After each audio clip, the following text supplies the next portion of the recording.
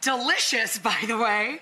You are so handsome and it's fabulous. Oh my God, thank you so much. Thank you so much, yes. I'm surrounded by good-looking people. Okay, so picture it. Yep. Everything's done. You got your arrangements, you got your food, everything's ready. People are coming over, but we're a little puffy, you know, we're just eating so much salt right now. So, but wait, this Kate Somerville product, I'm obsessed with her. It's based in goat's milk, but it's very anti-inflammatory. So what you're gonna do, y'all, you're just gonna take a little bit. She's like a chapstick applicator. Gonna put it on a little, right? It's the puffy chapstick for your eyes. But then, this is major. Take your Jade roller. Jade is very anti-inflammatory. She's cooling, so it's gonna take out puff. And when it does, you just come right on in, and you're just gonna rub in your eye cream with your Jade roller. And this gets rid of puffiness.